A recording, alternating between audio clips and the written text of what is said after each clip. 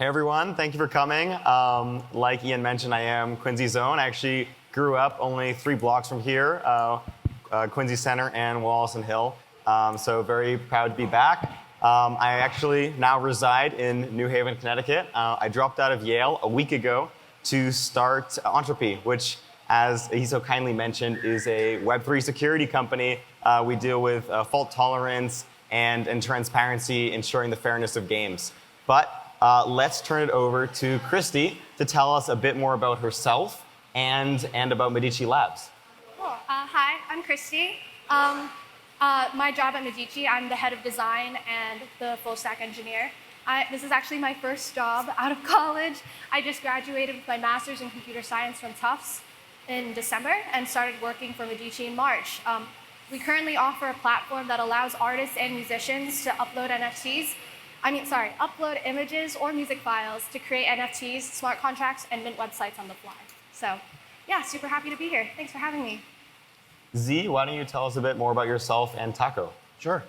I'm Z. Taco doesn't actually sell tacos, but the first question we do get is what is Taco?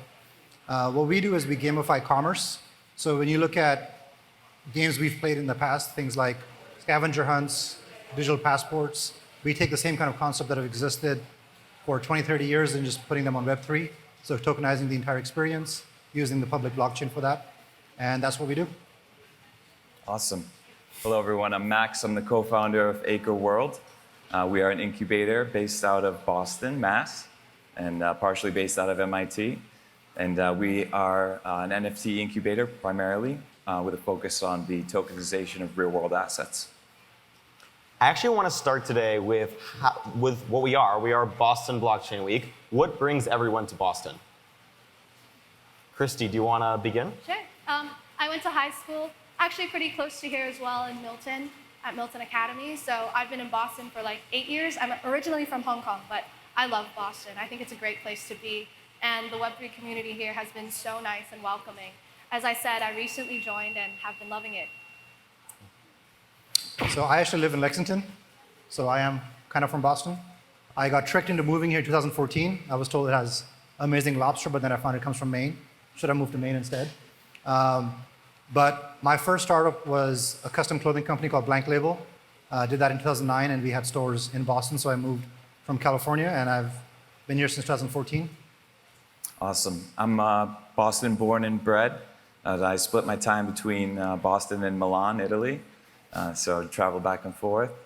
Yeah, I've always been a Boston kid, bred and raised from the start. So happy to be here. And for me, I'm Boston born. Pleasure to be back here, sort of a homecoming for me. I walked 5 minutes to go see my old high school, and that was weird, seeing some of my old teachers and friends. So it is really wonderful to be back here. I think there is, as evidenced by this conference and a lot of the events happening, that there is a strong community here and improving every year. I want to turn it to how we got into the Web3 space as a whole. So for me, for example, I was investing I was a degen Forex investor, trader in options, and I got into crypto naturally. But I didn't start building until earlier this year when 2 of my brilliant co-founders were building a game and they needed someone on the biz dev side. And that's how I got into Web3. And as I like to say, I came for the tech and I stayed for the people. Tell us your experience getting into Web3 and about this overused term of community and how that, I guess, reflects on your journey and why you do what you do. So that's a lot. Let's begin with Christie again. Okay. So when I graduated from Tufts, a friend of mine from my program said, "Hey, I'm starting a Web3 startup. We're doing NFTs. Like, come, join, come to the dark side." So I did. It's been really good so far. I honestly went into it not knowing anything, or like very little to nothing other than sort of what I had been exposed to in sort of on a very surface level. But I've just been really, really impressed by how welcoming the community is, how accessible the community is, and just like, it's just been such a great time. I feel like my life it's a little cliche, but I feel like my sort of daily life has just totally changed since joining Web3. And I've done software engineering before, and there are very few kinds of software engineering that make you kind of feel this way. So. And Yeah. how would you recommend someone? I've met great people here at this conference that are coming here to educate themselves, and we have people who have spent, as we'll hear from Z, 10 years in the space, to people that are just getting into it. How would you recommend if you want to jump fully into Web3? How do you do that? Because it's such a new, scary world.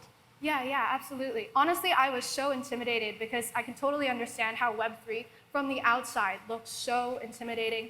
There's a ton of technical stuff, and you might feel like you have to be an expert in order to speak up, but that's definitely 100% not true. I started my Web3 journey in March, and now I am obviously building this product with my team, but on the side, I'm leading an NFT charity project to donate funds to legal abortion, and I'm also a part of Gitcoin's Kernel Fellowship as a Kernel Fellow.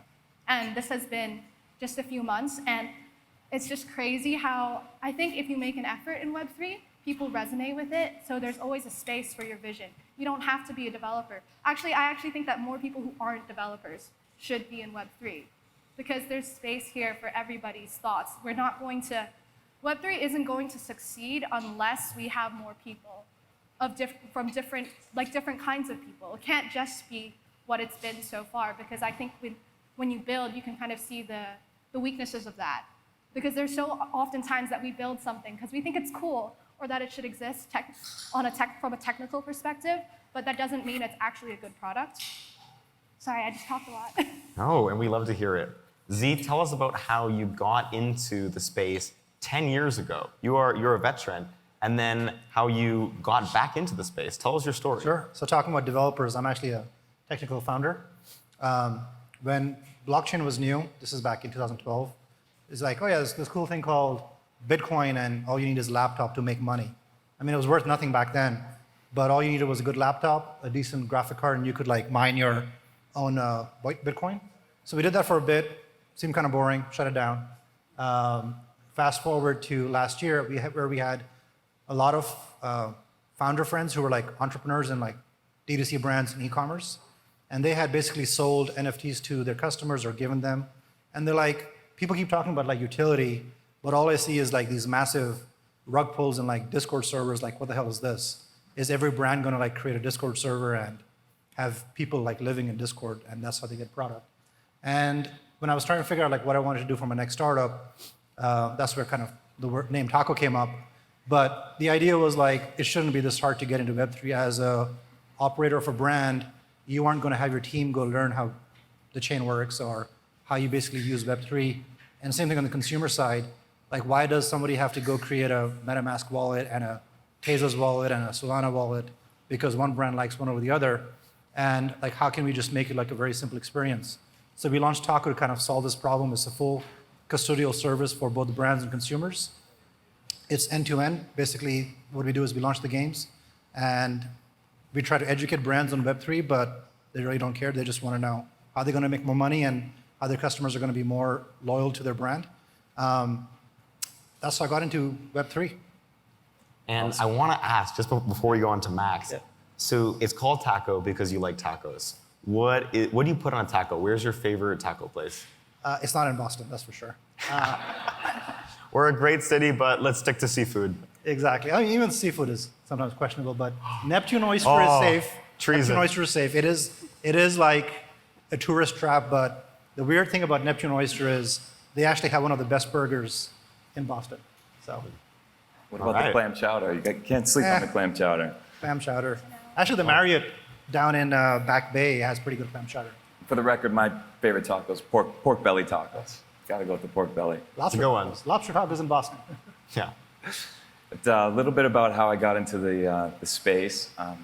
My background is essentially in traditional finance. I've been in wealth management and commercial banking, middle market, for almost a decade. I'd held 3 different VP level positions for 2 different international banks. And back then, everyone was in the traditional finance space, and banking institutions were very anti-crypto. They were very fearful of it, and they really sort of discouraged us and our clients and people who were in the traditional finance space to stay away. They discouraged them from entering the space, and so a lot of us, a lot of people in the traditional finance space felt like they got robbed of that opportunity. I was one of them. So you could say I came into this industry with a chip on my shoulder, for sure. I had dabbled in and out sort of since the beginning, but it wasn't until DeFi really started coming on that I became really, really more passionate about doing this full time and founding my own project and applying the principles and the knowledge and the experience from the traditional financial world in order to create new and innovative products in the Web3 space. Understanding how banks work, how investment banks work, how commercial businesses operate, and how those deals get done. It really helped me to come up with new and innovative ideas regarding some of the new Web3 products that we're developing today. So. That is all really inspiring. I think people like to learn from hands-on examples. I want us all to talk about one specific customer or project in a way that we can explain our business model, because in Web3, it's all about building, but often it actually becomes difficult to use Web3 products because the industry is so early. And I was talking with Christie and how Medici Labs actually makes that possible. Why don't you tell us about that? Yeah, absolutely. So when we first started building our product called Launch, there weren't very many options for an artist who didn't have either technical experience or a budget to hire a developer to get into this space. And as thus, I feel like the current meta of NFTs was obviously very saturated with a certain kind of collection, which isn't really how it should be, because the NFT model is actually a great model to allow artists to monetize off their work. But they just weren't being able to take advantage of it. So we started building it, and we really wanted to make it community and artist focused. So we talked directly to past clients or our users to find out what they really needed. And a lot of these things were missing from existing solutions. So I think if you're not building for your user, then you won't have a successful product, especially in Web3, where the market we're super early into the market, and people aren't going to join the space unless there are usable products that actually solve problems for them. I think there's a funny joke that first-time founders focus on their product, second-time founders focus on distribution. So sort of building something and then making sure that people actually need it, and it is solving a real problem in this world. Is something that actually is really important. Z, you mentioned that you are building what you're building, Taco. Its first use case is implemented in a car wash. Yep. Tell us about that, because at least from my perspective, that is something that I would never expect to enter in the Web3 space, and that's super interesting.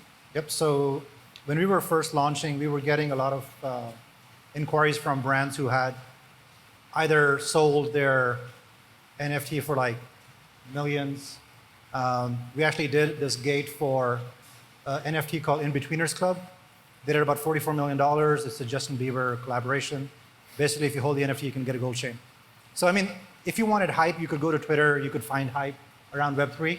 And we're if we're going to build a company that's going to be sustainable over 5 or 10 years, we need to find the most boring kind of product we can think of that has the least applicability of Web3. And a car wash showed up. We're perfect.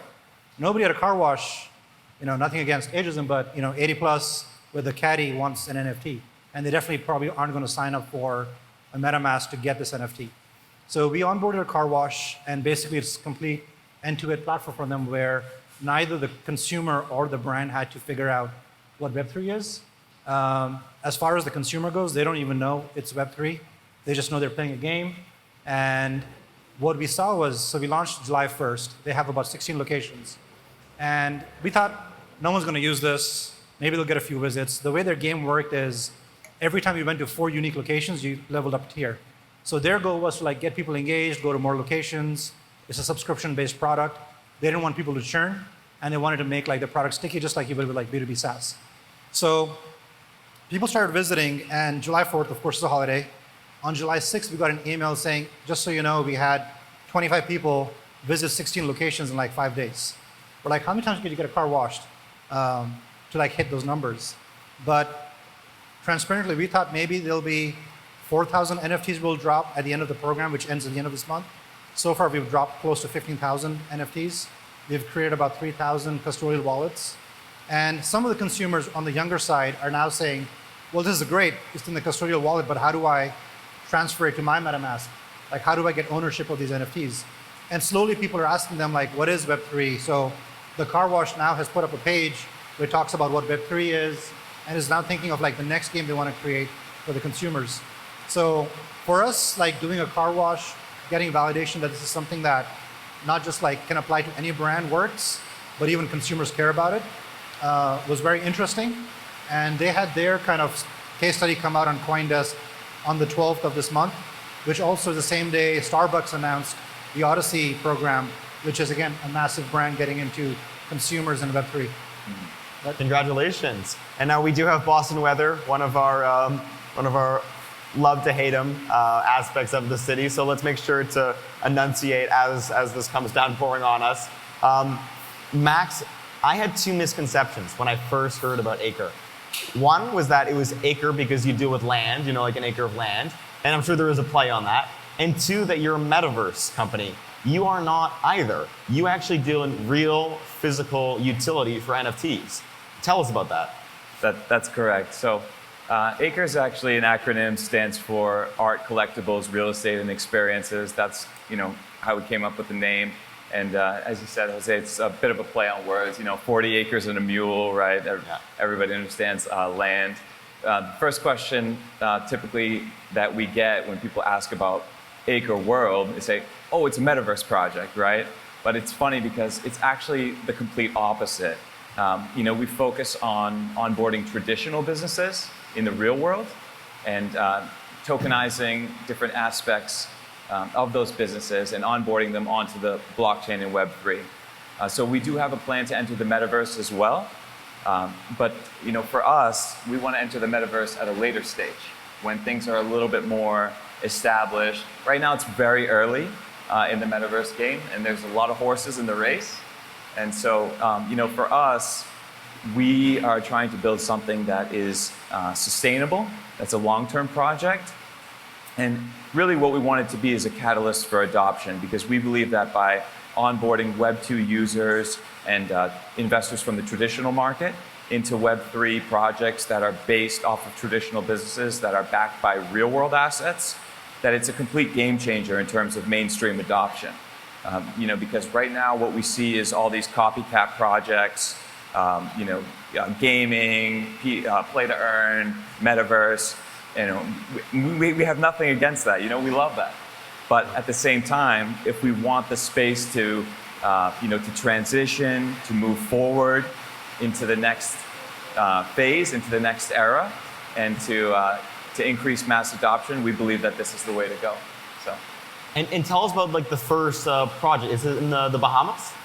It's actually a resort that we're building right now in Phuket, Thailand. Oh, okay. So for those of you who aren't familiar, Phuket is the island just south of Thailand.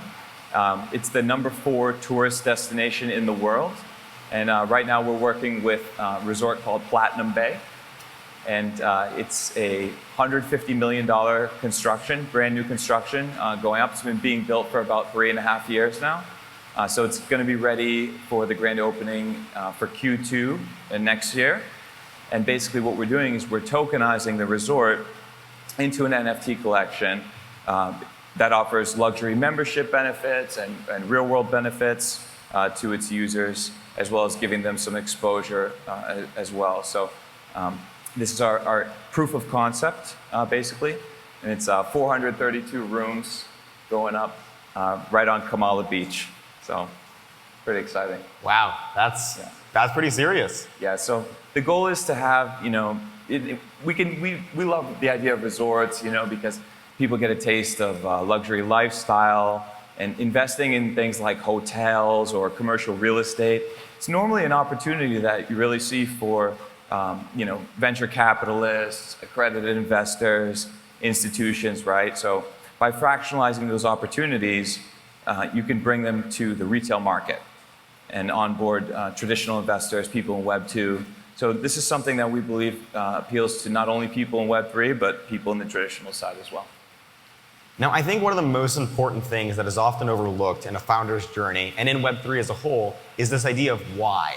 Why do we do what we do, not only in our personal journeys, but also for Web3. The narrative around this space is that it's decentralized, that encourages privacy and fairness, and this idea of like transparency, and that we actually own what we're part of. Z was mentioning that in the car wash, people are actually returning because they are part of something that they're monetarily tied to. They're not just it's a one-way parasitic relationship.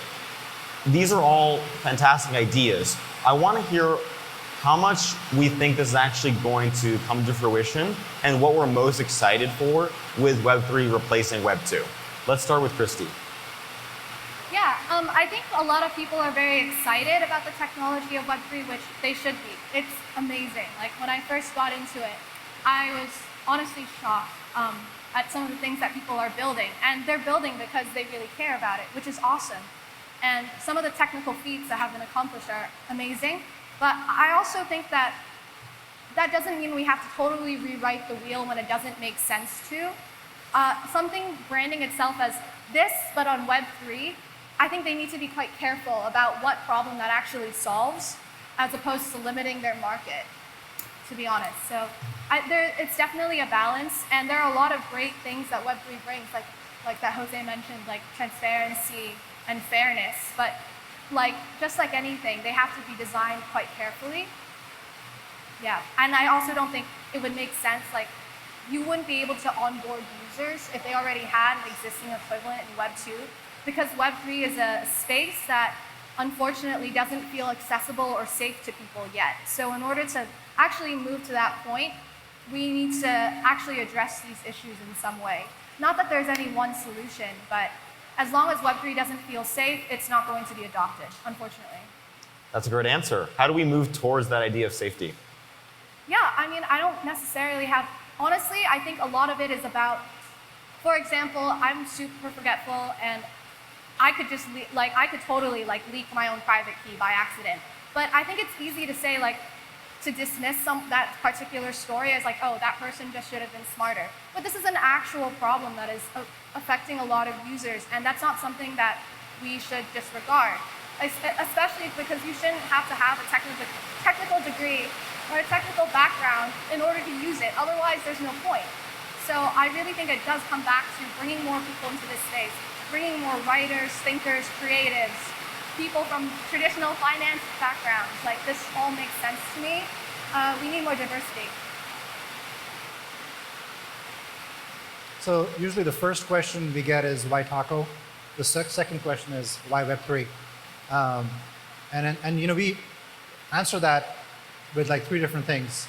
But before I get to that, I just want to make sure, do we need to speak louder, or can you all hear us with the rain? Go louder? Awesome. All right. Because I can hear myself with the rain. So why Web3? So usually there's 3 major reasons. Again, this is from the brand perspective. A consumer brand, or even a consumer looking at Web3, the biggest question or the biggest thing we get back is, well, can't you just do this with paper? Can't you just do this with existing stuff? So when we look at why Web3, the biggest opportunity here is interoperability. So for example, if you own an NFT or a token you got from Nike, and you got one from a swim club, and you got one from your favorite restaurant, for us to deploy any kind of gamification or loyalty program or figure out what kind of consumer you are, we just have to look at the public blockchain and build on top of that. That data is available. I don't need Nike's permission. I don't need the swim club's permission. I could basically create a store that sells amazing banana bread and say anybody who has a Bored Ape can get 50% off my banana bread. And it doesn't require any extra tech. Right? You just build it on the existing blockchain and you're live. So permissionless collaboration is something that it unlocks. The second biggest thing when people think about why Web3, this is what we saw in the first place last year, which is the secondary marketplace, which is you can basically have a marketplace, you can make money on it. That's a pretty big driver for a lot of people to do what they do. Outside of that, the third thing that shows up is showcasing. So when Tesla launched their cars, they had the key fob. So you don't have to tell people that you own a Tesla. All you had to do was put your key on a table and people knew you had a Tesla. So when you look at the next generation that's coming along, certainly next generation to me, Roblox, Fortnite, it's all about tokenized assets. You're grinding to win avatars, you're grinding to win digital stuff that you can show your friends in this online world or the metaverse. So how do you do showcasing in a physical world today? It has to be in person, but if you look at fast forward 5 years out, your entire identity is now online, and some would say that the metaverse is actually here, like Twitter is a metaverse, or one form of it is just not, cyberpunk enough. But when we look at Web3, like it really comes down to like using the chain for either speed or launch, verifying somebody has something. So for example, maybe the car wash, no one had to send out physical mailers of punch cards. Nobody had to manually punch card your claim that you actually did it. If you play this out further, you could basically do your own, bring your own wallet where you have identity and you store it. So when you think about Web3, the biggest takeaway that people talk about is ownership side of stuff. So ownership goes into like the money you can make, ownership goes into like what you can do with the asset, and then also ownership in like you have a piece of the brand. How that executes and how the SEC is going to come into it later on is going to be a big game changer for a lot of what tokenomics mean. But when we think about like Web3 and why it's important, it's usually around these 3 or 4 different things. Yeah, I agree with that. I think that one of the most exciting things, when I think about Web3, the transition from Web 2 to Web 3, personally is, everybody talks about things like art and collectibles right now, but no one really, well, a few, but no one really is talking so much about things like, real estate, bonds, and other financial products. So, myself personally, I believe that in the future, the majority of real estate transactions, for example, will all occur on the blockchain.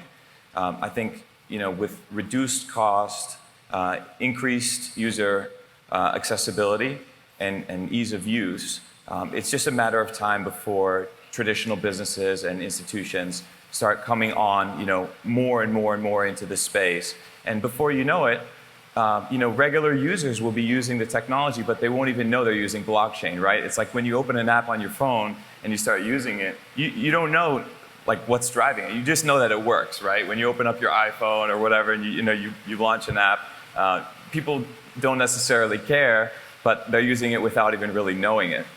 So I think that's where we're headed, and it's just a matter of time. Wow. I want to start with you actually. What are some of the challenges you see in this space, like getting towards this reality, but also just like on your personal path you've taken as a founder? Like, what have been the biggest obstacles from within, from your community? It is not easy starting a company, nor is it building a blockchain. Sort of this intersection externally sometimes attracts some uninformed negative value. So I want to hear about that from you. Sure, yeah. I think, laying the groundwork for any startup is always a challenge. From, conception to building the team to execution, you need a little bit of luck, right? You got to find the right people. The people around you are so important. I can't say enough about our team and how committed they are and how much they believe in what we're doing and the vision for the future, trying to move the space forward and usher in a new era of NFTs backed by real-world assets with sustainable revenue streams that are based on lowering costs and streamlining processes for traditional businesses. And it's not easy. And that's why there's not that many people doing it right now or trying to do it, because people would just rather launch tokens and do gaming or metaverse projects and copycat projects. So it's hard sometimes to find the true innovators in the space. But when you do find those people, you got to hold on to them like so tight, and just don't let them go. So I think building the team is one of the main challenges, making sure you have the right people around you. And something I was told as a kid that really stuck with me was, you never have to try to be the most intelligent person in the room. Never have to try to be the smartest person in the room, because the smartest person is the one who surrounds himself with the most intelligent people and really brings their team together and connects them. Well said. But one of, for me, in terms of like a personal challenge that I've definitely encountered is when you're so focused on a project and you're a founder and you're building everything from the ground up, you kind of wind up living in a bubble, and you feel a little bit sort of like cut off from the outside world. So my team really helps me there. I get a lot of news from outside sources, from our guys, and keeping us updated. So you can feel a little bit isolated sometimes. So it's important to remember to remain connected to the people and the things around you because it's not easy.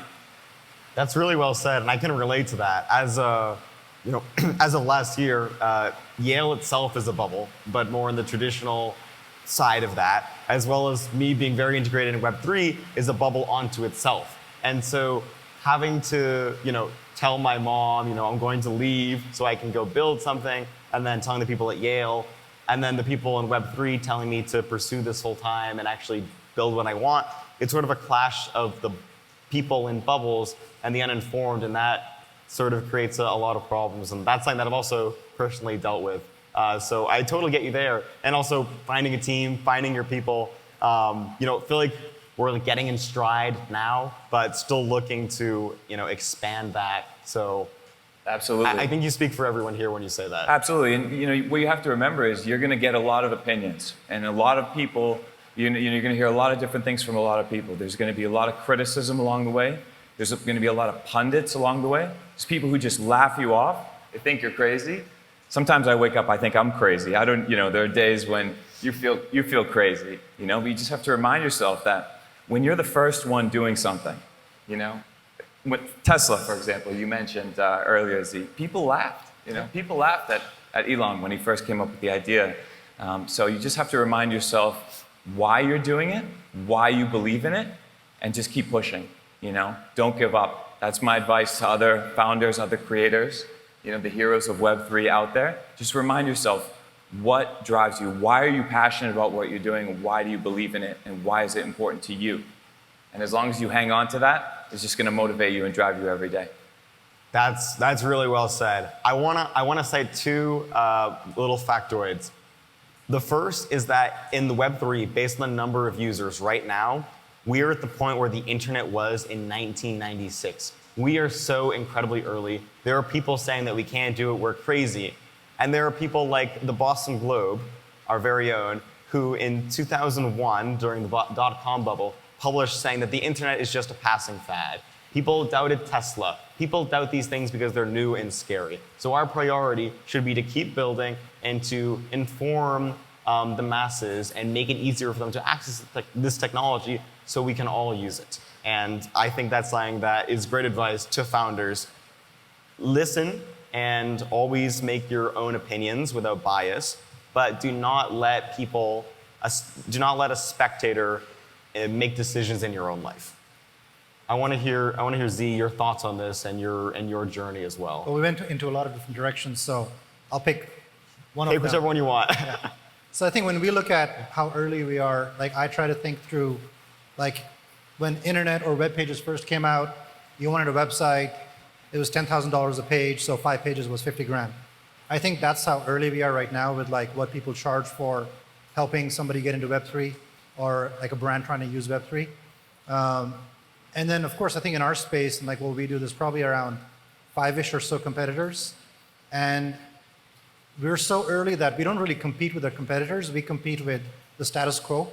This is brands who aren't bought in yet, where I think right now the mission is to just get those brands over to the dark side, like you said. So I think getting that journey set up is really what makes it fun for us. So we talk to investors, we talk to brands. There's a lot of no's, there's a lot of yeses. Probably more no's than yeses. But at the end of the day, we just ask ourselves, are we still having fun? And as long as you're having fun building in Web3, you should keep building. I've shut down a startup before.